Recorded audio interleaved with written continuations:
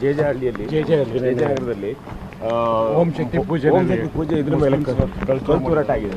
FIR file ಆಗಿದೆ. ಅವರು ಒಂದು 4-5 ಜನ ಚಿಕ್ಕ ಹುಡುಗರು, 17 ವರ್ಷ 15 ವರ್ಷದ ಹುಡುಗರು, ಅವರು ಓಂ ಶಕ್ತಿ ಪೂಜೆ ಮಾಡ್ತಕ್ಕಂಥ ಸಂದರ್ಭದಲ್ಲಿ ಕಲ್ಲು ಎಸ್ತಿದ್ದಾರೆ. ಅವ್ರನ್ನೆಲ್ಲ ಸೆಕ್ಯೂರ್ ಮಾಡಿದ್ದಾರೆ, ಅರೆಸ್ಟ್ ಮಾಡಿದ್ದಾರೆ.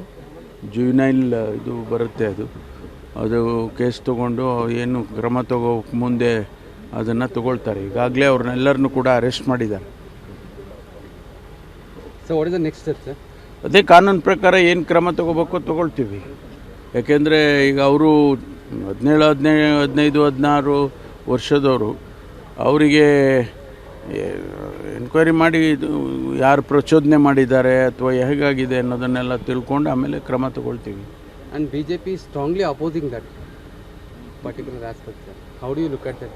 ನಾವು BJP ಅವರು ಹೇಳ್ತಾನೆ ಇರ್ತಾರಲ್ವ, BJPನವರು ಹೇಳೋದು ನಿಲ್ಲಿಸಿದಾರ, ಹೇಳ್ತಾನೆ ಇರ್ತೀವಿ. ಇಂಥ ಘಟನೆಗಳಾದಾಗ BJP ಅವರು ಫಸ್ಟ್ ಬರೋದೇ BJP ಅವರು.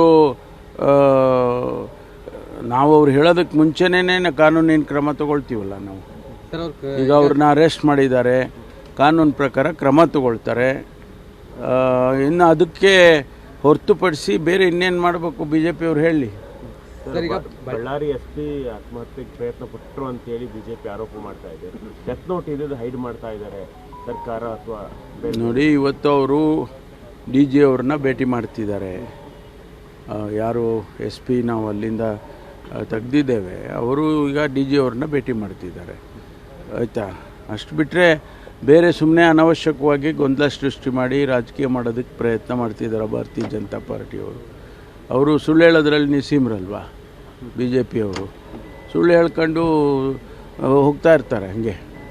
ಸರ್, ಈಗ ಬಳ್ಳಾರಿ ವಿಚಾರದಲ್ಲಿ ಈಗ ಕಾಂಗ್ರೆಸ್ನವರೇ ಅಂತ ಹೇಳಿ ನೇರವಾಗಿ ಆರೋಪ ಮಾಡ್ತಾ ಇದ್ದಾರೆ. ಸೊ ಅವ್ರ ಮೇಲೆ ಕಟ್ಟುನಿಟ್ಟಿನ ಕ್ರಮ ಆಗಲೇಬೇಕು. ಬಟ್ ಕಾಂಗ್ರೆಸ್ ಪಾರ್ಟಿ ಅದನ್ನು ಮಾಡುತ್ತಾ ಅನ್ನುವಂತಹ ಪ್ರಶ್ನೆ ಸರ್ ಈಗ.